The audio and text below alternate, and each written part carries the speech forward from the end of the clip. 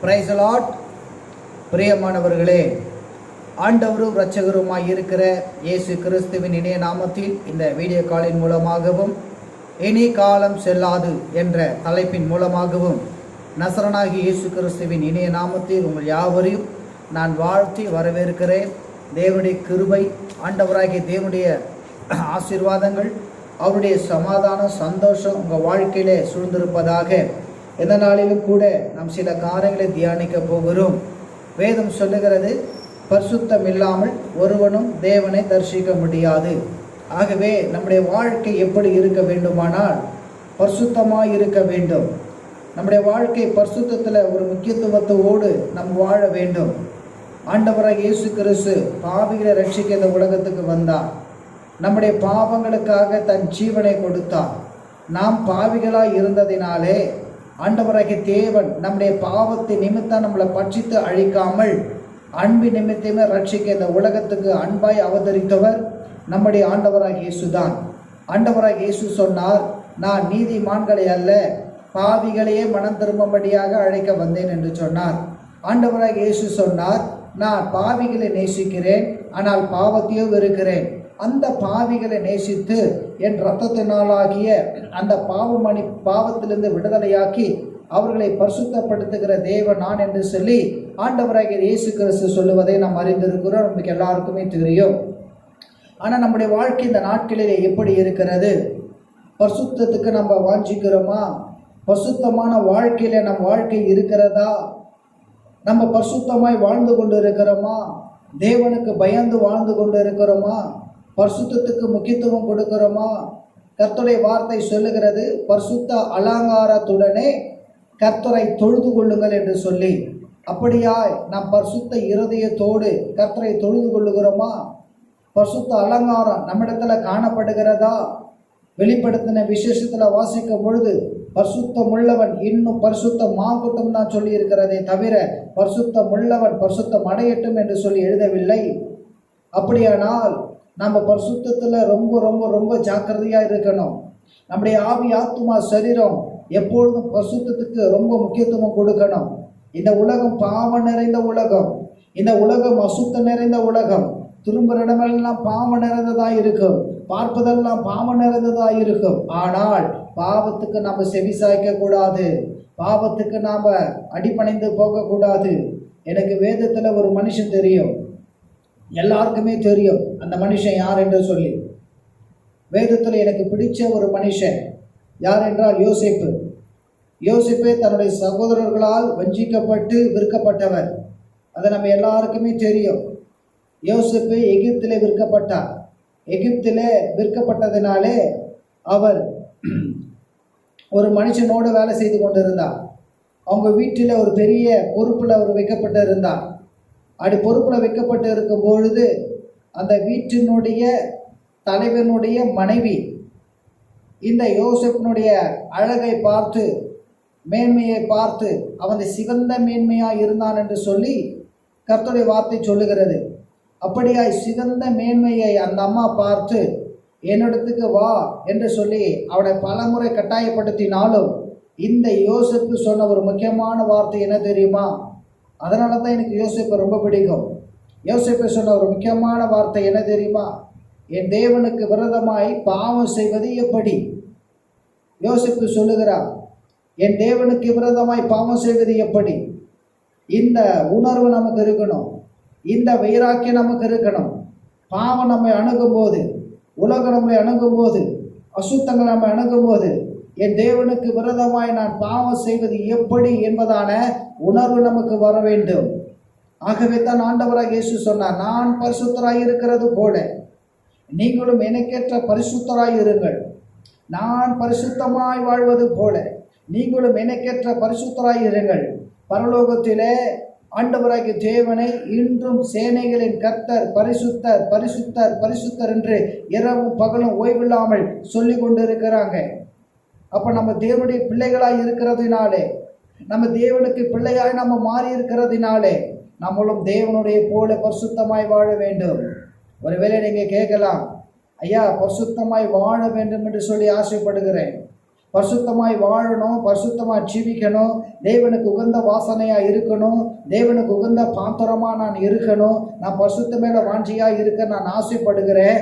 ஆனாலும் பரிசுத்தமாக என்னால் வாழ முடியலை. சில நேரத்தில் நான் தவறி விடுகிறேன், சில நேரத்தில் நான் பாவம் செய்து விடுகிறேன், சில நேரத்தில் நான் துணிகரமாய் பாவம் செய்து விடுகிறேன். இதனாலேயே எனக்கு மன உளைச்சல் அதிகமாக இருக்கிறது. ஐயோ, நான் தேவனுக்கு பிரியமாக இல்லாமல் இருக்கிறேனே, நான் தேவனுக்கு பரிசுத்தம் இல்லாமல் வாழ்ந்து கொண்டு இருக்கிறேனே என்ற அந்த குற்ற உணர்ச்சி நான் நாளுக்கு நாள் என்னை குத்தி என்னை வேதனைப்படுத்துகிறது. பரிசுத்த மேலே வாஞ்சிக்கிறேன், இந்த பாவத்தை செய்யக்கூடாது, இந்த பாவத்துக்கு நான் தலை வணங்கக்கூடாது, என் கண்களின் இச்சையில நான் விழுந்து போகக்கூடாது, என் நாவுகளில் இச்சையில நான் விழுந்து போகக்கூடாது, என் சரீர பாவத்துக்கு நான் உடம்பை பேணிக்கு நான் ஒப்பு கொடுக்க கூடாது என்று சொல்லி நான் வாஞ்சித்தாலும் சில நேரத்திலே நான் பாவத்தை செய்து விடுகிறேன் என்பதான கேள்வி இந்த நாளில் உங்களுக்கு இருக்கலாம். என்பதான கேள்வியோடு இந்த நாளில் நீங்கள் வாழ்ந்து கொண்டு இருக்கலாம். ஐயா, வெளி தோற்றத்தில் நான் கிறிஸ்தவன் என்று காட்டிக்கொண்டாலும் என்னுடைய பாவம் மறைமுகமாக இருக்கிறது. நான் தேவனுக்கு எப்படி வாழ்ந்து கொண்டு இருக்கிறேன் என்பதை அவர் மாத்திரமே அறிவார் என்பதான எண்ணங்கள் இந்த நாளில் உங்களுக்கு எழுந்திருக்கலாம். என் அன்பு தேவ ஜனங்களே, எப்படி பரிசுத்தமாய் வாழ வேண்டும், பாவத்தை எப்படி மேற்கொள்ள வேண்டும், பாவத்தை எப்படி நாம் ஜெயிக்க வேண்டும் என்பதை நாம் இந்த நாட்களிலே நாம் அறிந்து கொள்ள வேண்டும். நம்ம எல்லாரும் பலவீனமுள்ள மனிதர்கள் தான். யாரும் பூரண பரிசுத்தவான்கள் கிடையாது. யாரும் பூரண பரிசுத்தவான்கள் என்று சொல்லவும் முடியாது. அப்போஸ்தலனாகிய பவுல் சொல்லுகிறார், நிர்பந்தமான மனுஷன் நான் என்று சொல்லுகிறார். அப்படியானால் நம்முடைய வாழ்க்கை கூட சில நேரத்தில் நம்ம பாவத்துக்கு நம்ம என்ன பண்ணுவோம், சில நேரத்தில் விற்று போடுவோம். பாவம் சில நேரத்தில் நம்மளை சூறையாடும். ஆனாலும் பாவத்தை எப்படி மேற்கொள்ளுவது, பாவத்திலிருந்து எப்படி விடுதலை பெறுவது? ஆண்டவராகிய இயேசு கிறிஸ்து நம் பாவிகளாக இருக்கும்போது அவருடைய ரத்தத்தினாலே நம்மளுடைய பாவத்தை கழுவினதுனால நம்ம நீதிமானாக்கப்பட்டு இருக்கிறோம். நம்மளால சுயமாய் நீதிமானாய் வாழ முடியாது, மாறவும் முடியாது. நம்மளால சுயமாய் பரிசுத்தமாய் வாழவும் முடியாது, மாறவும் முடியாது. தேவனுடைய கிருபை, அந்த கிருபைக்காக நம்ம காத்திருக்கணும். தேவ கிருபையில நம்ம வாழ்ந்து கொண்டு இருக்கணும். நோவா காலத்திலே அந்த நாட்களிலே ஜனமுடைய பாவங்கள் வானபரிந்தும் எட்டினதாம். ஆனால் நோவாவுக்கு கர்த்தருடைய கண்களிலே கிருபை கிடைத்தது என்று சொல்லி பார்க்கிறோம். அப்படியானால் நம்முடைய வாழ்க்கை கூட அனுதினமும் அந்த கிருபைக்காக காத்திருக்க வேண்டும். பரிசுத்த மேலே ஒரு வாஞ்சை நமக்கு இருக்க வேண்டும். பரிசுத்த மேலே ஒரு எண்ணம் நமக்கு இருக்க வேண்டும். இந்த உலகம் பாவமான உலகம். இந்த உலகம் பாவத்திலே ஊறி கொண்டு இருக்கிற உலகம். இந்த நாட்களிலே, அதாவது நோவா காலத்திலேயும் சரி, சோதோம் குமரா ஜனங்களுடைய நாட்களிலே சரி, அந்த நாட்களுடைய பாவத்தை காட்டிலும் இந்த நாட்களுடைய பாவங்கள் கொடிதாக இருப்பதை நாம் உணர்ந்திருக்கிறோம். ஆனாலும் சில நேரத்திலே பாவங்கள் நம்ம மேற்கொள்ளும் பொழுது அந்த பாவத்துக்கு நம்ம தலை சாய்த்து அந்த பாவத்துக்கு நம்ம ஒப்பு கொடுக்கிறோம். இதனாலே நம்ம வாழ்க்கை என்ன ஆகுது என்றால் வீழ்ச்சி அடைகிறது. இதனாலே நம்முடைய வாழ்க்கை எப்படி மாறுகிறது என்றால் வீழ்ச்சி அடைகிறது. வேதம் சொல்லுகிறது, நீதிமான் 7 தரம் விழுந்தாலும் திரும்ப எழுந்திருப்பானா. சங்கீதக்காரர் தாவீது சொல்லுகிறார், நீங்கள் என்னை விழும்படி தள்ளினீர்கள், கர்த்தரோ என்னை தாங்கினார். அப்ப நம்ம வாழ்க்கை கர்த்தரோடு இருக்கணும். நம்முடைய வாழ்க்கை கர்த்தரோடு அடிப்படையாக இருக்கணும். சில நேரத்தில் நம்ம தவறும்போது ஆண்டவராகிய தேவன் தூக்கி எடுப்பார். சில நேரத்தில் நம்ம தவறி விழும்போது ஆண்டவராகிய தேவன் நம்மளை தூக்கி எடுப்பார். உதாரணத்துக்கு இப்போ ஒரு விபச்சார ஸ்திரீ இயேசு இந்த உலகத்தில் வாழ்ந்தபோது ஆண்டவராகிய தேவன் சத்தியத்தை சத்தியமாக பேசினார் என்று சொல்லி அநேகர் சொல்லுவாங்க. அப்படி இருக்கும்போது இயேசுனிடத்தில் குற்றத்தை கண்டுபிடிக்க வேண்டும் என்று சொல்லி சதுசேயர் பரிசேயரெல்லாம் என்ன பண்ணுறாங்க, ஒரு திட்டம் பண்ணுறாங்க. அப்போது ஒரு விபச்சாரத்தில் ஒரு ஸ்திரீயானவள் கண்டுபிடிக்கப்படுகிறாள். அதை எப்படி கையும் மெய்யுமாய் இவள் பிடிக்கப்பட்டாள் என்று சொல்லி அவங்க இயேசுனிடத்தில் சொல்லுவாங்க. அப்படி அவள் பிடிக்கும் பொழுது மோசேயுடைய நியாயப்பிரமாணத்தின்படி ஒரு விபச்சாரக்காரனாவது ஒரு விபச்சாரிக்காரியாவது அவள் கண்டுபிடிக்கப்பட்டால் அவளை கல்லிருந்து கொள்ள வேண்டும். இதுதான் நியாயப்பிரமாணம். மோசே, ஆண்டவராகிய தேவன் மோசைக்கு கொடுத்த நியாயப்பிரமாணத்துல ஒரு பயங்கரமான நியாயத்திற்கு கொடுக்கிற ஒரு நியாயப்பிரமாணம் எதுவென்றால், விபச்சாரக்காரனாவது விபச்சாரிக்காரியாவது அவங்கள் அந்த பாவத்துல கண்டுபிடிக்கப்பட்டால் அவர்களை கல்லெறிந்து கொள்ள வேண்டும். இப்படியா அந்த நியாயப்பிரமாண சட்டம் சொல்லுகிறது. அப்படி இருக்கும்போது இயேசு இந்த உலகத்துல வாழ்ந்த போது ஒரு விபச்சாரியான ஸ்ரீ என்ன பண்றா, கண்டுபிடிக்கப்படுகிறாள். அவளை இயேசுவிடத்துல கொண்டு வராங்க. இயேசுவிடத்துல கொண்டு வந்து, இயேசுவே, நியாயப்பிரமாணத்தின்படி விபச்சாரக்காரனாவது விபச்சாரிக்காரியாவது கண்டுபிடிக்கப்பட்டால் அவளை கல்லெறிந்து கொள்ள வேண்டும் என்று சொல்லி நியாயப்பிரமாணம் சொல்லுகிறதே. இதோ இந்த ஸ்ரீயானவள் கையும் மெய்யுமாய் பிடிக்கப்பட்டால், இவள் விபச்சாரத்தில் இருந்தவள், அதனால இவளை நாங்கள் பிடித்தோம், இதோ இடத்துல நாங்கள் கொண்டு வந்தோம், இவளை மேலே நீ என்ன செய்ய போகிறீர், இவளை குறித்து இப்படியா நியாயப்பிரமாணம் சொல்லுகிறதே, இவளை கல்லெறிந்து கொள்ள வேண்டும் என்று சொல்லி இதற்கு நீ என்ன சொல்ல போகிறீர் என்று சொல்லி அந்த நாட்களிலே இருந்த சதுசேர் பரிசேர் எல்லாம் கேள்வி கேட்ட போது, வேத பரவெல்லாம் சொன்ன பொழுது ஆண்டவராகிய தேவன் தெளிவான ஒரு வார்த்தை சொன்னார். உங்களில் பாவம் இல்லாதவன் எவனோ அவனே முதலாவது கல்லெறிய கடவன். அப்போ அங்கே இருந்த அத்தனை பேர், பெரியோர் முதல் சிறியோர் வரையிலும் ஒருத்தர் என்ன பண்ணல, அந்த ஸ்ரீ மேலே கல்லெறியில, அமைதியாக போயிட்டாங்க. அப்போ எல்லாருக்குள்ள அந்த பாவம் இருந்தது, எல்லாருக்குள்ள அந்த பாவம் காணப்பட்டது. எல்லாரும் ஏதாச்சும் ஒரு பாவத்தில் கட்டப்பட்டவர்களாக தான் இருந்தாங்க. இயேசு கிறிஸ்து அந்த ஸ்ரீயை பார்த்து சொன்னால், உன் மேலே கல்லெறிந்த வந்தவர்கள் எங்கே என்று கேட்டபொழுது, ஒருவர் உன் ஆக்கினை தீர்க்கவில்லையா, நீ போ, நானும் உன் ஆக்கினை தீர்க்கவில்லை, இனி பாவம் செய்யாதே. ஒருவேளை இந்த நாட்களிலே நீங்கள் பாவத்தில் விழுந்து போயிருக்கலாம். நீங்கள் ஆண்டவருடைய பிள்ளையாக இருந்தாலும் கூட, ஆண்டவர் ரத்தத்தினாலே கழுவப்பட்ட பிள்ளைகளாக இருந்தாலும் கூட, சில நேரத்தில் நீங்கள் பாவத்தில் விழுந்திருக்கலாம். அந்த பாவத்து நிமித்தம் நீங்கள் தேவனை விட்டு விலகி இருக்கலாம். ஆனால் கர்த்தருடைய வார்த்தை சொல்லுகிறது, ஐயா நல்லா அறிந்து கொள்ளுங்க, இழந்து போனதை தேடவும் ரட்சிக்குமே மனுஷகுமாரன் வந்தாராம். அப்படியாக கர்த்தர் உங்களை இழந்து விடவில்லை, கர்த்தர் உங்களை விலக்கி விடவில்லை. இவன் பாவம் செய்துட்டா இவனுடைய பிள்ளையாக இருக்க முடியாது, இவனை உதறி தள்ளுகிறேன் என்று சொல்லி ஆண்டவர் ஒருபோது யாரையும் உதறி தள்ளவிடவில்லை. தன் பாவத்தை மறைக்கிறவன் வாழ்வடைய மாட்டான், அவைகளை அறிக்கை செய்து விட்டால் அவன் இரக்கம் பெறுவான் என்று சொல்லி கர்த்தருடைய வார்த்தை சொல்லுகிறபடி, ஒருவேளை இந்த நாட்களிலே குற்ற மனசாட்சியுடைய நீங்கள் வாழ்வீர்களானா, ஐயோ நான் பாவம் செய்துட்டேன், நான் தேவனுக்கு பிள்ளையாய் வாழ்வது எப்படி, நான் தேவனுடைய ஊழியக்காரன் சொல்லுவது எப்படி என்று சொல்லி குற்ற உணர்ச்சியோடு நீங்கள் வாழ்வீர்களானால், இந்த நாட்களே உங்கள் பாவங்களை அறிக்கை செய்து மனம் திரும்புங்கள். கர்த்தர் இரக்கமுள்ளவர், கிருபை உள்ளவர். சரி, பாவத்தை எப்படி நாம் மேற்கொள்ளுவது, பாவத்தை எப்படி நாம் ஜெயிப்பது என்பதான காரியத்தை இந்த நாட்களிலே உங்களோடு கூட பகிர்ந்து கொள்ளலாம் என்று சொல்லி இந்த வீடியோ காலின் மூலமாகவும் இனி காலம் செல்லாத என்ற தலைப்பின் மூலமாகவும் உங்களுக்கு சில காரியங்களை நான் சொல்ல விரும்புகிறேன். எடுத்துக்கொள்ளுங்கள்.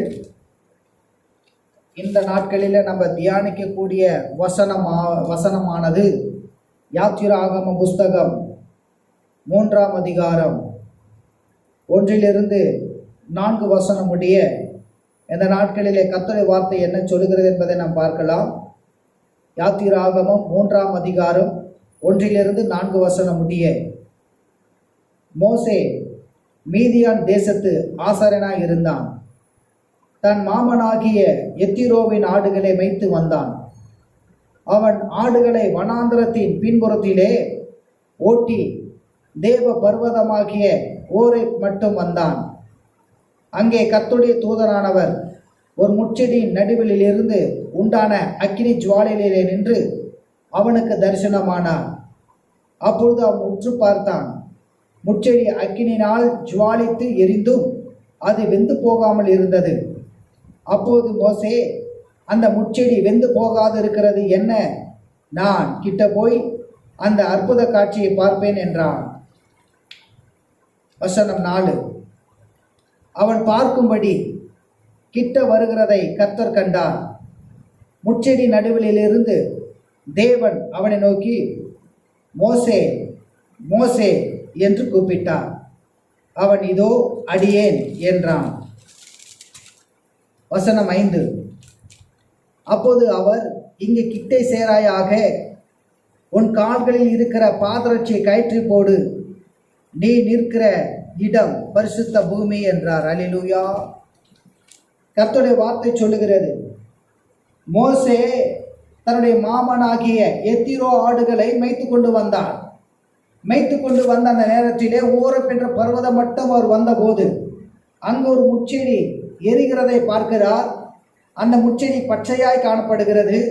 எப்பவுமே பச்சை எரியாது, ஆனால் பச்சையாய் இருக்கிற அந்த முச்செடி எரிந்து கொண்டு இருப்பதை பார்க்கிறார். ஆனால் அந்த முச்செடிக்கு ஒரு சேதாரமும் காணப்படவில்லை. அந்த அற்புத காட்சியை நான் பார்ப்பேனே என்று சொல்லி கிட்டே சேரும் பொழுது ஆண்டவராகிய கர்த்தருடைய வார்த்தை புறப்படுகிறது, மோசே நீ கிட்டே சேராயாக, உன்னுடைய பாதத்தில் இருக்கிற பாதரட்சிகளை கயற்றி போடு, நீ நிற்கிற இந்த இடமானது பரிசுத்த பூமி. அப்ப சில நேரத்தில் சில பாதரட்சிகள் நம்மோடு கூட இருக்கும், அது நம்மோடு கூட ஒட்டி இருக்கும்.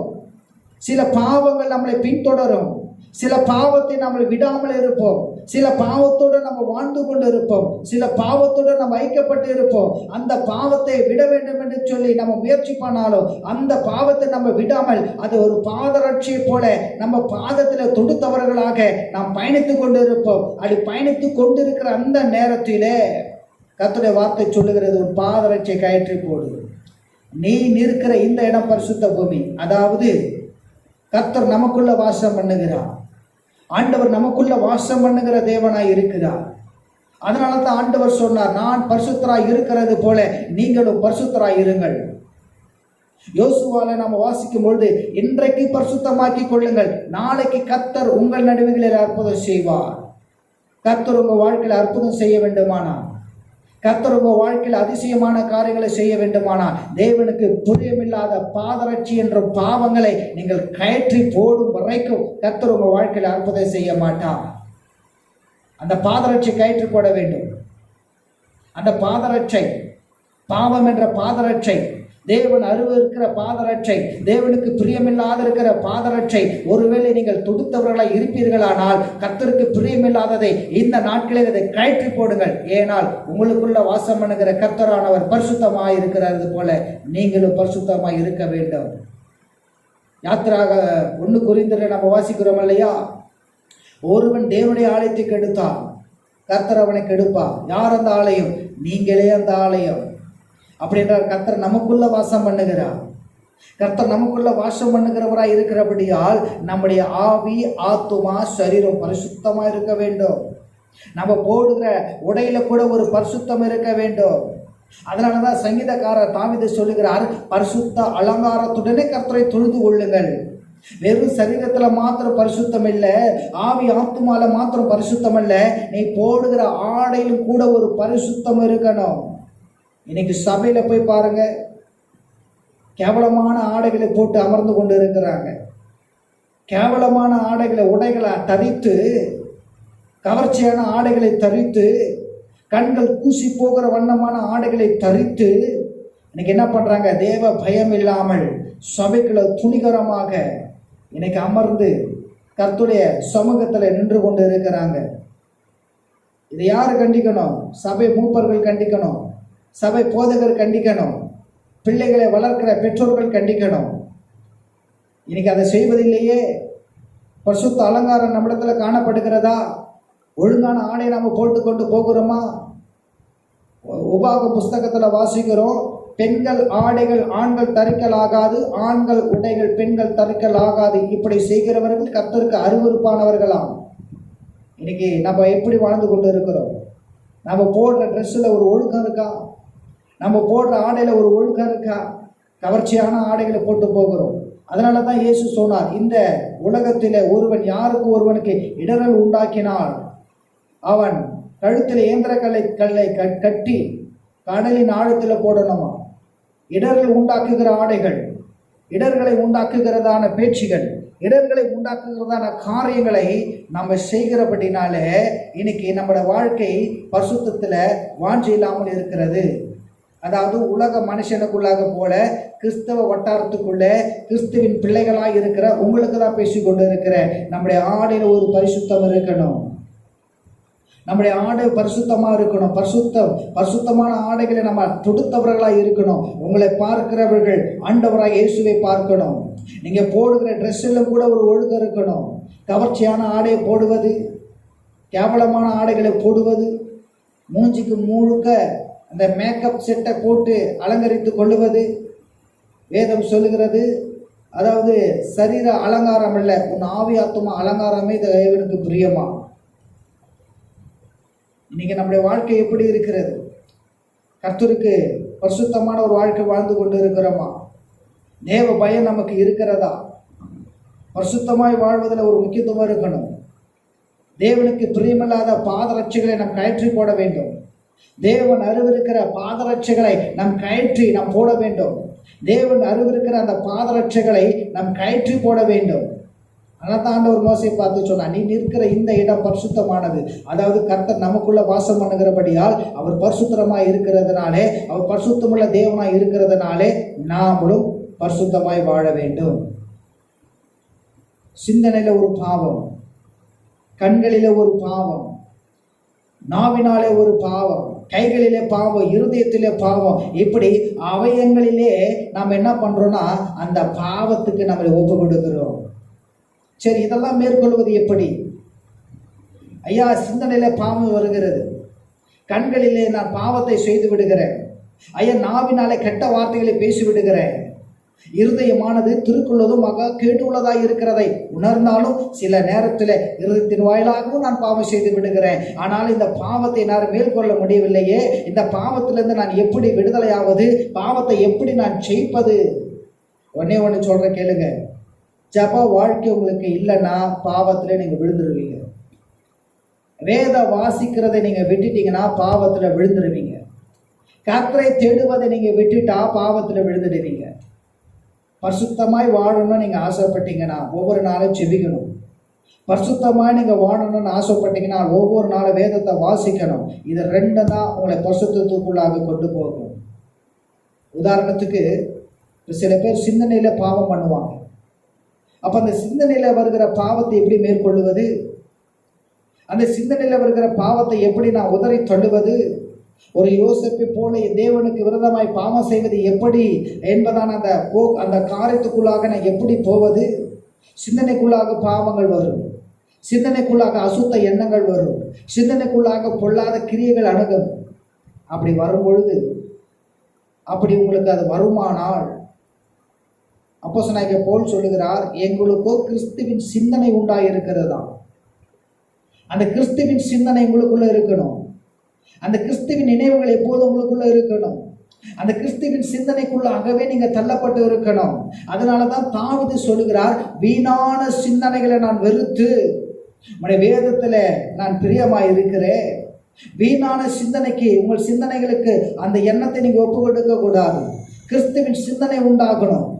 வேத வசனத்தின் சிந்தனை உங்களுக்குள்ள இருக்கணும். கர்த்தருடைய பாடல் சத்தம் உங்கள் சிந்தனைக்குள்ளாக இருக்கணும். கர்த்தருடைய வார்த்தை என்ற சத்தம் உங்களுக்குள்ள அந்த சிந்தனையில கட்டப்பட்டு இருக்கணும். இப்படி கட்டப்பட்டு இருக்குமானால் இந்த உலக சிந்தனை உங்களுக்குள்ள வராது, பாவ சிந்தனைகள் உங்களுக்குள்ள வராது. அந்த சிந்தனைகளை கர்த்தருக்கு ஒப்பு கொடுப்பீர்களானால் பவுல் சொல்லுகிறது போல எங்களுக்கும் கிறிஸ்துவின் சிந்தனை, அந்த சிந்தனையில நம்ம கட்டப்பட்டு இருக்கணும். நம்ம சிந்தனை கர்த்தருக்கு நேராக இருக்கணும். நம்ம சிந்தனையில் எப்போதும் பொல்லாத காரியத்தை நினைத்துக்கிட்டு, பொல்லாத காரியத்தை யோசிச்சுக்கிட்டு இருந்தோமானா அசுத்தங்களும் வரும். அதுக்கு இடம் கொடுக்காதபடி பவுல் சொன்னது போல எங்களுக்கு கிறிஸ்துவின் சிந்தனை உண்டாயிருக்கிறது. தாவீது சொல்லுகிறது போல வீணான சிந்தனைகளை வெறுத்து வேதத்தில் மன மகிழ்ச்சியாக இருக்கிற அந்த சிந்தனை உண்டாக்கணும். சரி, கண்களிலே பாவங்கள், சில நேரத்தில் அசுத்த படங்களை பார்ப்பது, சில நேரத்தில் அசுத்தமான காட்சிகளை பார்ப்பது, சில நேரத்தில் உலகத்தை பார்ப்பது, உலக காரியங்களை பார்ப்பது, இந்த மாயமான காட்சிகளை பார்ப்பது, மாயமான காரியங்களை பார்ப்பது. யோபு சொல்லுகிறார், என் கண்களில் உடன்படிக்கை பண்ணியிருக்க ஒரு கண்ணின் மேல் நினைவாய் இருப்பது எப்படி? உங்கள் கண்ணை நீங்கள் உடன்படிக்கை பண்ணணும். நீங்கள் பாவம் செய்யக்கூடாது, என் கண்கள் பரிசுத்தமாக இருக்க வேண்டுமானால் உங்கள் கண்களை கர்த்தருக்காக உடன்படிக்கை பண்ணணும். அந்த கண்களிலே பரிசுத்தம் இருக்கணும். அசுத்தமானதை பாராதபடி, உலக காரியங்களை பாராதபடி. பிசாசானவன் இயேசு கிறிஸ்துவை உலக சாம்ராஜ்யத்தை ஒரு நிமிஷத்துல காட்டினான். இதை எல்லாம் உனக்கு நான் தருவேன், நீ என்னை பணிந்து கொண்டான். ஆண்டவர் அதற்கு செவி கொடுக்கவில்லை, இயேசு கிறிஸ்து அதற்கு செவி கொடுக்கவில்லை. நம்முடைய கண்களிலே ஒரு உடன்படிக்கை இருக்கணும். அதனால தான் ஆண்டவராக இயேசு கிறிஸ்து சொன்னார், உன் கண் உனக்கு இடரல் உண்டாக்கினால் அதை பிடுங்கி எறிந்து போடு. நீ 2 கண் உடையவனாய் நரகத்திலே தள்ளப்படுவதை பார்க்கிலும் ஒற்றை கண் உடையவனாய் ஜீவனுக்குள் பிரவேசிப்பது உனக்கு நலமாய் இருக்கும் என்று சொல்லி ஆண்டவராக இயேசு கிறிஸ்து சொன்னார். கண்ணானது சரீரத்தின் விளக்காய் இருக்கிறதா. உன் கண் தெளிவாய் இருந்தால் உன் சரீரம் முழுதும் வெளிச்சமாய் இருக்கும். உன் கண் கெட்டதாய் இருந்தால் அந்த சரீரமானது எவ்வளவு இருளாய் இருக்கும் என்பதை யோசித்து பாருங்கள் என்று சொல்லி ஆண்டவராகிய தேவன் இயேசு கிறிஸ்து சொன்னார். நம்ம கண்கள் பரிசுத்தமா இருக்கணும். நம்ம கண்களில் ஒரு பரிசுத்தம் உண்டாகணும். ஒருவேளை இந்த நாளில் ஐயா நான் அசுத்த படங்களை பார்த்துட்டேன், என் கண்களில் பாவம் ஒளிஞ்சிருக்கிறது, என் கண்களெல்லாம் அசுத்தமாக இருக்கிறது என்பதை இந்த நாளிலே நீங்கள் உணர்வீர்களானால் இந்த நாளிலே தேவ சமூகத்தில் காத்திருந்து, ஆண்டவரே என் பாவங்களை மன்னியும், என் கண்களினால் செய்த பாவங்களை மன்னியும், என் கண்களை பரிசுத்தப்படுத்தும் என்று சொல்லி நீங்கள் தேவனிடத்தில் கேட்டால் கர்த்தர் நிச்சயமாய் உங்களை பரிசுத்தப்படுத்துவார். இயேசு கிறிஸ்து சொன்னார், ஒரு ஸ்திரீயை இச்சையோடு பார்க்கிற எவனும் அவளோடு விபச்சாரம் செய்தாயிற்றான். பழைய ஏற்பாட்டு காலம் வேற, புதிய ஏற்பாட்டு காலம் வேற. பழைய ஏற்பாட்டு காலத்துல ஒரு விபச்சாரியோடு சேர்ந்து ஒருத்தன் போனா அதுதான் விபச்சாரம். ஆனா புதிய ஏற்பாட்டு காலத்துல அப்படி அல்ல, ஒரு பெண்ணை இச்சையோடு பார்த்தாலே விபச்சாரம். அப்ப எப்படி இந்த சட்டம் சொல்லுதுன்னு பாருங்க. அப்ப நம்ம கண்கள் பரிசுத்தமா இருக்கணும். ஒருவேளை அசுத்தமானதை பார்த்திருப்பீர்களானா, ஆண்டவர் இனி அதை பார்க்க மாட்டேன், என் கண்களில் ஒரு உடன்படிக்கை பண்ணுகிறேன், இனி என்னுடைய கண்கள் அசுத்தமானதை பாராதபடி இவரே என் கண்கள் பரிசுத்தமாய் இருக்க கிருபை தாங்க என்று சொல்லி நீங்கள் கேட்பீர்களானால் கர்த்தர் நிச்சயமாய் உங்கள் கண்களை பரிசுத்தப்படுத்துவார். அடுத்தது நம்முடைய நாவுகள். நம்ம நாவுகள் பரிசுத்தமாக இருக்கணும். வேதம் சொல்லுகிறது, கெட்ட வார்த்தை ஒன்றும் நாவுக்குள்ளாகி இருந்து புறப்படாதபடி பக்திக்கு எதுவானவர்களே பேசும்படி நாடுகள். அப்போஸ்தலனாகிய பவுல் சொல்லுகிறார், இன்னைக்கு அநேகர் கெட்ட வார்த்தைகளை பேசுவாங்க. கிறிஸ்தவ வட்டாரத்துக்குள்ள இருக்கிறவர்களே கெட்ட கெட்ட வார்த்தைகளை பேசுவாங்க. அதெல்லாம் பாவத்தின் செயலாக இருக்கிறது. அதெல்லாம் பாவத்தின் காரியமாக இருக்கிறது. ஜீவனமோ மரணமோ நாவின் அதிகாரத்தில் இருப்பதை நாம் உணராமல் இருக்கக்கூடாது. நம்ம நாவு பரிசுத்தமாக இருக்கணும். நம்ம பேசுகிற வார்த்தைகள் பரிசுத்தமாக இருக்கணும். வேதம் சொல்லுகிறது, உன் வார்த்தைகள் சுருக்கமாக இருப்பதாக. சில நேரத்தில் மற்ற ஜனங்களை கேவலப்படுத்தி விடுவோம், மற்ற ஜனங்களை அவமானப்படுத்தி விடுவோம், மற்றவங்களை ஏளனமாக பேசி விடுவோம், மற்றவங்களை என்ன சொல்றது ரொம்ப கடினமாக பேசி அவங்களை மன வேதனைக்குள்ளாக தள்ளி விடுவோம். இந்த நாவானது அப்படிப்பட்டதாக இருக்கிறது. அதனால தான் யாக்கோப்பில் நம்ம வாசிக்கும் போது நாவானது அநீதி நிறைந்ததாக இருக்கிறதாம். ஒரு சிறிய நெருப்பு ஒரு காட்டையே கொளுத்தமாய் போல் நாவானது விஷம் நிறைந்ததாக இருக்கிறதாம். அப்போ நம்ம நாவை நம்ம ஒப்பு கொடுக்கணும். நம்ம நாவில் ஒரு பரிசுத்தம் உண்டாகணும். அதனால தான் பக்தன் தாவீது சொல்லுகிறார், என் உதடுக்கு காவல் வையும் அப்போது நான் காத்துக்கொள்ளுவேன், என் நாவுக்கு காவல் வையும் அப்போது நான் காத்துக்கொள்ளுவேன். நம்ம நாவை காத்துக்கொள்ள நம்ம நாவை கர்த்தருக்காக ஒப்பு கொடுக்கணும்.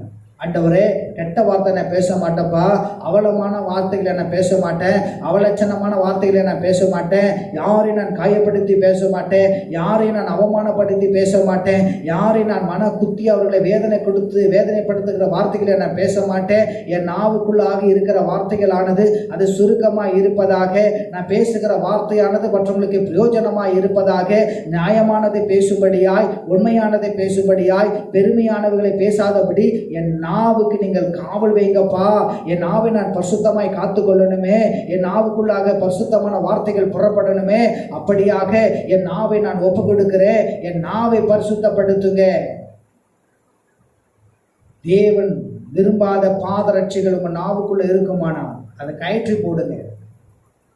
ஏன்னா பரிசுத்தம் இல்லாமல் ஒருவனும் கர்த்தரை தரிசிக்க முடியாது. பரிசுத்தம் இல்லாமல் ஒருவனும் தேவனை தரிசிக்க முடியாது. உங்கள் நாவை பரிசுத்தப்படுத்திக் கொள்ளுங்க. பரிசுத்தம் ரொம்ப ரொம்ப முக்கியம். பரிசுத்தமான வாழ்க்கை ரொம்ப ரொம்ப முக்கியம். பரிசுத்தம் இல்லாவிட்டால் தேவராஜ்யத்தில் பிரவேசிக்க முடியாது. அதனால நம்ம வாழ்க்கை பரிசுத்தமாக இருக்கணும். நம்ம வாழ்க்கை எப்போதும் பரிசுத்தமாக இருக்கணும்.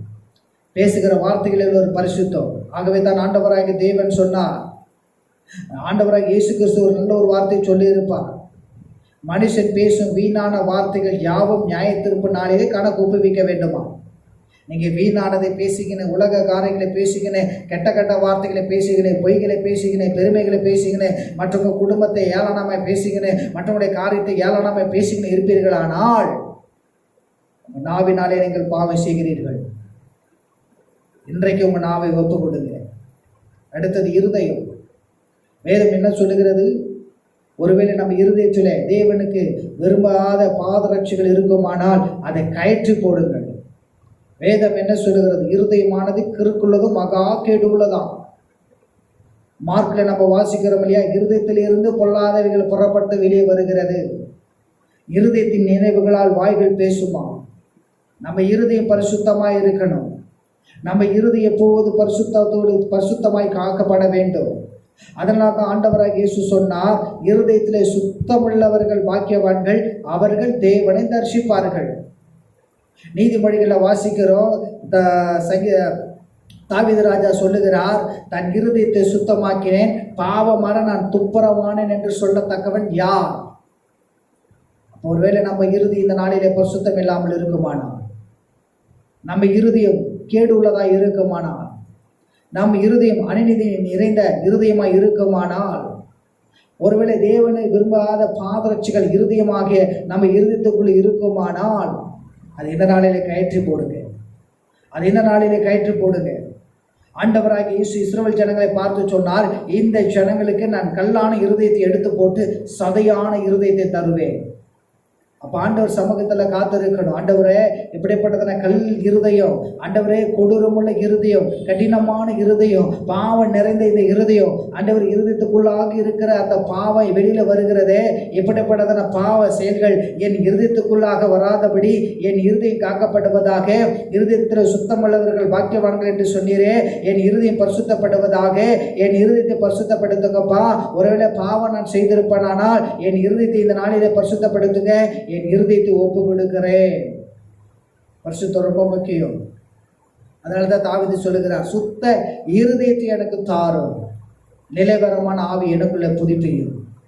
சுத்த இருதயம் நமக்கு வேண்டும். சுத்த இருதயமாய் நம்ம இருதயமா இருக்க வேண்டும். கர்த்தரை தரிசிக்கிற ஒரு இருதயம், கர்த்தரை சுமக்கிற ஒரு இருதயம், கர்த்தரை தேடுகிற ஒரு இருதயம், கர்த்தரை நேசிக்கிற ஒரு இருதயம். அதனாலதான் ஆண்டவராகிய தேவன் வெளிப்படுத்தின விசேஷத்துல 3ஆம் அதிகாரம் 2ஆம் வசனத்துல சொன்னார், வாசப்படியில் நின்று கதவை தட்டுகிறேன், ஒருவன் என் சத்தத்தை கேட்டு தன் இதய கதவை திறந்தார். இதய கதவை திறக்கிற ஒரு இருதயமாய் உங்க இருதயம் இருக்கணும். கர்த்தர் அதுல வாசம் பண்ணுகிற இருதயமாய் உங்கள் இருதயம் இருக்கணும்.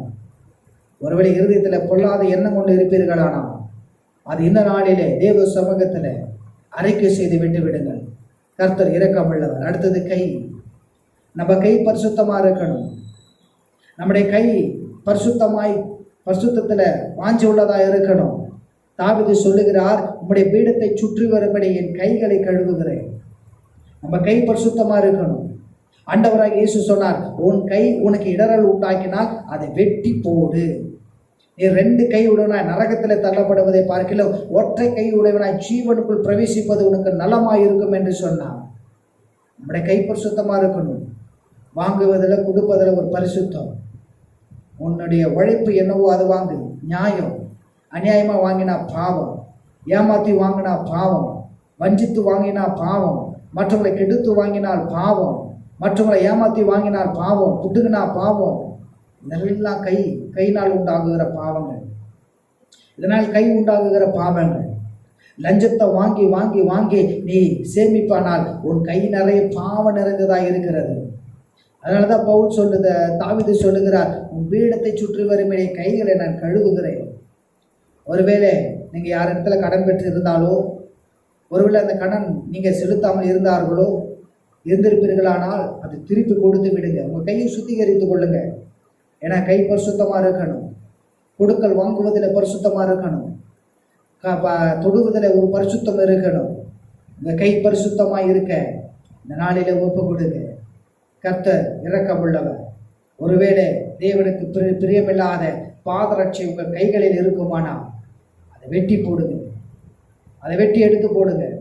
ஆண்டவரே, நான் லஞ்சத்தை வாங்கினப்பா, நான் லஞ்சத்தை வாங்கி சம்பாதித்தேன், அவங்களுடைய பணம் என் கையில் இருக்கிறது, இவங்களுக்கு கொடுக்க வேண்டியது இவ்வளோ இருக்கிறது, ஆண்டவரே உங்களை ஏமாற்றி நான் சம்பாதிட்டேன், அது அவங்களுக்கே தெரியாது, இவங்களுடைய பொருளை நான் அபகரிச்சிட்டேன், இவங்களுடைய பொருளை நான் திருடிட்டேன், அதை என் கையில் இந்த நாளிலே கேட்கப்படுகிறது. என் தேவனே, ஒரு சகைவை போல இந்த நாளிலே நான் ஒப்பு கொடுக்கிறேன். அன்றைக்கு அந்த சகைவை சொன்னாரே, நான் யார் இடத்துல ரெட்டை தனியாக நான் வாங்கியிருப்பேன், ஆனால் அதை நாளை தனியாக நான் திருப்பி கொடுத்து விடுகிறேன் என்று சொன்ன அந்த சகைவை போல என் வாழ்க்கையை நான் ஒப்பு கொடுக்கிறேன், என் கையை நான் சுத்திகரித்துக் கொள்ளுகிறேன், எனக்கு கிருபை செய்யுங்க என்று சொல்லி நீங்கள் கேட்பீர்களானால் கர்த்தர் நிச்சயமாய் உங்களுக்கு கிருபை அளிப்பார். உங்கள் கை பரிசுத்தப்படும். அடுத்தது கால். நம்முடைய கால் பரிசுத்தமாக இருக்கணும். ஜீவனுக்கு போகிற பாதையானது இடுக்கும் வழி நெருக்கமானதான். அப்படி நம்முடைய பாதமானது எங்கே போக வேண்டுமா? ஜீவனுக்கு போகிறதா இருக்கணும். அது எப்படி இருக்கும்? இடுக்கும் வழி நெருக்கமாக இருக்கும். விசாலமான பாதையானது பாவம் நிறைந்ததாக இருக்கும். ஐயோ, பாவம் நிறைந்த பாதைக்கு உன் பாதங்கள் போகக்கூடாது. பாவம் நிறைந்த உன் பாதங்களுக்கு உன் பாதைகளுக்கு உன் பாவங்கள் போகக்கூடாது. அதான் இயேசு சொன்னான், உன் கால் உனக்கு இடரல் உண்டாக்கினால் அதை வெட்டி போடு. நீ 2 கால் உடையவனா நரகத்தில் படுவதை காட்டிலும் ஊனனாய் பிரவேசிப்பது, பரலோகத்தில் பிரவேசிப்பது உனக்கு நலமாக இருக்கும் என்று சொல்லி ஆண்டவராக இயேசு சொன்னான். அப்போ நம்முடைய பாதங்கள் பரிசுத்தமாக இருக்கணும், நம்முடைய கால்கள் பரிசுத்தமாக இருக்கணும். மொத்தத்தில் நம்முடைய ஆவி, ஆத்துமா, சரீரம் பரிசுத்தத்தில் முக்கியத்துவத்தை கொடுக்கணும். இயேசு கிறிஸ்து அதற்காக தான் ரத்தம் சிந்தினார். நாம் பாவிகளாக இருந்ததினாலே அந்த பாவத்திலிருந்து விடுதலை தர அவர் ரத்தத்தை நமக்கு சிந்தினார். பரிசுத்தமாக்கப்பட்டோம், நீதிமான்களாக்கப்பட்டோம்.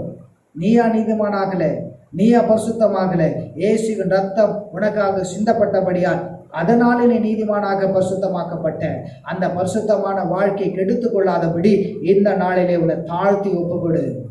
ஆண்டவரே, என் வாழ்க்கை பரிசுத்தமாக இருக்க கிருபை தாங்கப்பா. ஒருவேளை உமக்கு பிரியமில்லாத பாதரட்சை இந்த நாளிலே எனக்கு இருக்குமானா அது இந்த நாளில் நான் கயற்றி போடு விடுகிறேன். ஏனென்றால் பரிசுத்தம் இல்லாமல் தேவனை தரிசிக்க முடியாதே, பரிசுத்தம் இல்லாமல் பரலோக ராஜ்யத்தை சுதந்திரித்து கொள்ள முடியாதே, பரிசுத்தம் இல்லாமல் ஐயாவுமே நான் பார்க்க முடியாதே. என்னை பரிசுத்தப்படுத்துங்க, என் இருதயத்தை பரிசுத்தப்படுத்துங்க, என் சிந்தனையை பரிசுத்தப்படுத்துங்க, என் கண்களை பரிசுத்தப்படுத்துங்க, என் காதுகளை பரிசுத்தப்படுத்துங்க, என் உதடுகளை பரிசுத்தப்படுத்துங்க, என் நாவுகளை பரிசுத்தப்படுத்துங்க, என் கைகளையும் கால்களையும் பரிசுத்தப்படுத்துங்க, என் ஆவி, ஆத்துமா, சரீரத்தை என் தேவனே பரிசுத்தப்படுத்துங்க என்று சொல்லி உங்களை தாழ்த்தி ஒப்பு கொடுங்க. எனக்கு அருமையான சகோதரன் ஒருவர் இருந்தார். அவர் சொல்லுவார், ஐயா, உன் தலைக்கு மேலே நிறைய காகங்கள் பறக்கும், அதாவது பாவங்கள் உன் தலைக்கு மேலே சுற்றி கொண்டு இருக்கும். ஆனால் அந்த காகங்கள் உன் தலைக்கு மேலே கூடு கட்டாதபடி பாதுகாத்துக்கொள்ளும். அதை கூடு கட்டக்கூடாது, பறக்கும். நீ திரும்புகிற இடமெல்லாம் பாவம் இருக்கும், நீ செல்லுகிற இடமெல்லாம் பாவம் இருக்கும், நீ போகிற இடமெல்லாம் பாவம் நிறைந்ததாக இருக்கும். ஆனால் நீ அதுக்கு தலை வணங்கக்கூடாது, அதுக்கு நீ இடம் கொடுக்கக்கூடாது, அதுக்கு நீ தலை சாய்த்து நீ இடம் கொடுக்க கூடாது. ஒரு யோசேப்பை போல என் தேவனுக்கு விரோதமாய் நான் பாவம் செய்வது எப்படி? அதனால தான் அப்போஸ்தலனாகிய பவுல் தன் நிருபத்தோடு எழுதும்போது சொல்லுவார், பரிசுத்தவான்களுக்கு எழுதுகிறதாவது கர்த்தர் நம்மளை பரிசுத்தமாக அழைத்திருக்கிறார். அதனால தான் இந்த வேதம் சொல்லுகிறது, பரிசுத்தவான்களுக்கு எழுதுகிறதாவது. நீ வேதத்தை வாசிக்கும் போது கர்த்தர் உன்னை பாவியா பார்க்கல, பரிசுத்தமுள்ளவனாய் பார்க்கிறார். அந்த பரிசுத்தமான வாழ்க்கையை நீ பாவம் செய்து குலைச்சலாக்காதபடி பரிசுத்த மேல் பரிசுத்தம் அடைய இந்த நாளிலே உன் வாழ்க்கையை கர்த்தருக்கு நேராய் தாழ்த்தி ஒப்புக்கொடு. ஒருவேளை நீ பாவம் செய்திருப்பாயானால் இந்த நாளிலே அந்த பாவத்தை நிமித்து நீ குத்துண்டவனாய், கொலை உண்டவனாய் நீ கிடைப்பேரானால், ஐயோ யார் என் பாவத்தை மன்னிப்பார் என்று நீ ஏங்கிக் கொண்டு இருப்பேயானால், உன் பாவங்களை மன்னிக்க ஒருவர் உண்டு, அவர்தான் இயேசு கிறிஸ்து. உன்னை தூக்கி எடுப்பவர் ஒருவர் உண்டு, அவர்தான் இயேசு கிறிஸ்து. ஐயா, நான் பலமுறை சரிக்கு விழுந்திருக்கிறேன். நான் பலமுறை தேவ சமூகத்தில் காத்திருந்து ஜெபித்து, ஆண்டவரே இனி நான் பாவம் செய்ய மாட்டேன், இனி நான் பாவத்துக்கு நான் இடம் கொடுக்க மாட்டேன், என்னை பரிசுத்தப்படுத்துங்க, இந்த ஒரு விஷயம் கூட நான் மன்னிங்க என்று சொல்லி நீ கதறி கிஞ்சி கேட்டு நீ பாவ உடைப்பாக ரட்சிப்பை பெற்றுக்கொண்டாலும் திரும்ப நீ பாவம் செய்திருப்பாயானால் திரும்ப எழுந்திரு. ஆண்டவர் சமூகத்தில் உன்னை ஒப்புக்கொடு. ஆண்டவர் சமூகத்தில் உன்னை கொஞ்சமா அல்ல, முக்கால் அளவு அல்ல, முழுமையாய் ஒப்புக்கொடு. ஜெபிக்காமல் இருப்பாயானால் பாவம் உன்னை அணுகும். இதுதான் ரகசியம். ஏன் நிறைய பேர் பாவத்தில் விழுந்து போறாங்க? ஏன் நிறைய பேர் பாவத்தில் விழுந்து போய் கிடக்கிறாங்கன்னா, ஜெபம் இல்லாவிட்டால் பாவங்கள் அணுகும். வேதத்தை வாசிக்காமல் இருந்தால் பாவங்கள் அணுகும். நீ கர்த்தரை தேடாமல் இருந்தால் பாவங்கள் அணுகும். நீ ஜெபத்துக்கு முக்கியத்துவம் கொடுத்து பாரு. நீ ஜெபத்துக்கு உன் வாழ்க்கை அர்ப்பணித்து பாரு. பாவத்தை சீ என்று உதறி தள்ளுவேன். பாவத்தை சீ என்று உதறி தள்ளுவேன். பாவத்தை வேணாம் என்று உதறி தள்ளுவேன். பாவம் வரும், பாவங்கள் அணுகும். ஆனா நீ ஜெபிக்கிறவனாய் இருந்தால் அந்த பாவத்துக்கு நீ இடம் கொடுக்க மாட்டேன். நீ வேதத்தை வாசித்து பாரு. நீ வேதத்தை வாசிக்கும் போது பாவங்கள் உன் அணுகும் போது கர்த்தருடைய வார்த்தை உனக்கு ஆவியின் பட்டயமா நின்று அந்த பாவத்தை துரத்தி அடிக்கும். பாவத்தை நீ செய்ய மாட்டேன். பாவத்தை நீ செய்ய மாட்டேன். நீ கர்த்தரை நீ நேசித்து பாரு. நீ கர்த்தரை எந்த அளவுக்கு நீ நேசிக்கிறியோ அந்த அளவுக்கு பாவம் உன்னை நேசிக்கும். அந்த பாவம் உன்னை அணுகும் போது நீ கர்த்தரை நேசிக்கிறதுனால அந்த பாவத்தை நீ செய்ய மாட்டேன். அந்த பாவத்தை நீ செய்ய மாட்டேன். ஏனென்றால் ஐயோ, என் தேவனுக்கு விரோதமாய் பாவம் செய்வது எப்படி? அந்த நேசம் அந்த பாவத்தை விட்டு உன்னை அகற்றும். அப்ப நம்ம வாழ்க்கையில ஜெயம் பெறுவதற்கான காரியம் என்ன? ஜெபம், வேத வாசிப்பு, அடுத்தது கர்த்தரோடு எப்போது இருக்கணும். இந்த 3 காரியம் நம்மோடு இருக்குமானால் பாவத்தை நம்ம செய்ய மாட்டோம். பாவத்துக்கு நம்ம இடம் கொடுக்க மாட்டோம். பாவத்துக்கு நம்ம தலை சாய்க்க மாட்டோம். சரிக்கு நம்ம விழ மாட்டோம். இது அறியாதபடினால தான் நம்ம என்ன பண்ணுறோம்? விழுந்து போகிறோம். ஆகவே என் அன்பு தேவை சனமே, என்ன நாட்களிலே நீ பரலோக ராஜ்யத்தை சுதந்திரித்துக் கொள்ள வேண்டுமானால், நீ பரலோக ராஜ்யத்துக்குள்ளே பிரவேசிக்க வேண்டுமானால், ஆண்டவராக இயேசு கிறிஸ்துவின் வருகையில் நீ காணப்பட வேண்டுமானால் இந்த நாட்களிலே பரிசுத்தத்துக்கு முக்கியத்துவம் கொடு. கண்ணாடியிலே போய் பார், உன் முகம் தெரியும். அங்கே பார்த்து உனக்கு நீயே போதி. நீ கர்த்தருக்கு பிரியமாய் இருக்கிறாயா? நீ கர்த்தருக்கு பரிசுத்தமாய் வாழ்கிறாயா? உன்னை நீயே கேட்டுப்பார். அதனால தான் சாமுவேல் சவுலை பார்த்து சொன்னார், பலி இடுவதை காட்டிலும் கீழ்ப்படுதலே முக்கியம், ஆட்டு இனத்தை காட்டிலும் செவி கொடுப்பதை முக்கியமா? நீ கீழ்ப்படியை கற்றுக்கொள், செவி கொடுப்பதை கற்றுக்கொள். காணிக்கை கொடுத்துட்டா நான் பரிசுத்தவான் சொல்ல முடியாது. கர்த்தருடைய ஊழியத்தை செய்துட்டா நான் பரிசுத்தவான் சொல்ல முடியாது. கர்த்தருடைய நாமத்தை ஜனங்கள் தூரம் பட்டண தூரம் நான் சொல்லிட்டா பரிசுத்தவான் சொல்ல முடியாது. செவி கொடுக்கிறவனாக கீழ்ப்படுகிறவனாக இருக்கணும். அப்போ உங்கள் வாழ்க்கை கர்த்தருக்கு நேராக ஒப்பு கொடுங்க. கர்த்தர் உங்கள் வாழ்க்கையில் அதிசயமான காரியங்களை செய்வார். உங்கள் வாழ்க்கை சொருக்காதபடி பாதுகாத்து கொள்ள இந்த நாட்களிலே ஜபத்துக்கு முக்கியத்துவம் கொடுங்க. ஒரு மணி நேரம் இல்லை 2 மணி நேரம் ஜபத்துக்கு முக்கியத்துவம் கொடுங்க. இரவு ஜபம் செய்யுங்க, உபவாச ஜபம் செய்யுங்க, திறப்புல நில்லுங்க. ஜபம் எங்கெங்கெல்லாம் நடக்குதோ, அதாவது உண்மையாக ஜபம் எங்கெங்கெல்லாம் நடக்குதோ அந்த ஜபத்துக்கு கலந்து கொள்ளுங்க. இன்னைக்கு நிறைய மீட்டிங் நடத்துகிறாங்க, ஆனால் அதில் கர்த்தருடைய வார்த்தை இருக்காது. கோட் சுட்ட மாட்டிக்கிறாங்க, வீணையை கையில் எடுத்துக்கிறாங்க, மைக்கேல் ஜாக்சன்லாம் போட்டு இன்னைக்கு ஆடுறாங்க. அதெல்லாம் ஊழியம் ஆகாது. அதில் கர்த்தர் இருக்க மாட்டார். அதில் கர்த்தர் இருக்க மாட்டார். 2 பேராவது 3 பேராவது ஒருமனப்பட்டு இருந்தால் அவங்க மத்தியில் வருவேன் என்று தான் சொல்லியிருக்கிறார். அப்படிப்பட்டதன் இடத்துக்கு போங்க. அப்படிப்பட்டதன் ஐக்கியத்தில் கலந்து கொள்ளுங்க. பரிசுத்த மேலே ஒரு வாஞ்சை வைங்க. பரிசுத்துக்கு முக்கியத்துவம் கொடுங்க. பரிசுத்த மேல் பரிசுத்தமடைய தாகமாக இருங்க. காலையில் எழுந்த பொழுதே, ஆண்டவரே இந்த நாள் எனக்கு கொடுத்த நாள், இந்த நாளை கர்த்தருக்காக நான் நியமிக்கிறேன். வேதம் சொல்லுகிறது, நாட்களை விசேஷித்துக் கொள்ளுகிறவன் அதை கர்த்தருக்கென்று நியமித்துக் கொள்ளுகிறானா? அப்படியாய் அந்த நாளை கர்த்தருக்காக நியமித்து, ஆண்டவரே இந்த நாள் முழுக்க உமக்கு விரோதமான எந்த பாவமும் செய்யாதபடி என்னை பாதுகாத்து கொள்ளுங்க. ஒப்பு கொடுத்து வாழுங்க. பரிசுத்தமாய் வாழலாம். நீ பரிசுத்தமாய் வாழ்ந்தா பிசாசு நீ நடக்கும் பொழுது உன்னை பார்த்து ஓடும்.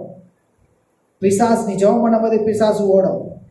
வியாதி மறையும், அற்புதங்கள் நடக்கும். அதே சமயம் எழுப்புதல் தேசத்தில் உண்டாகும்.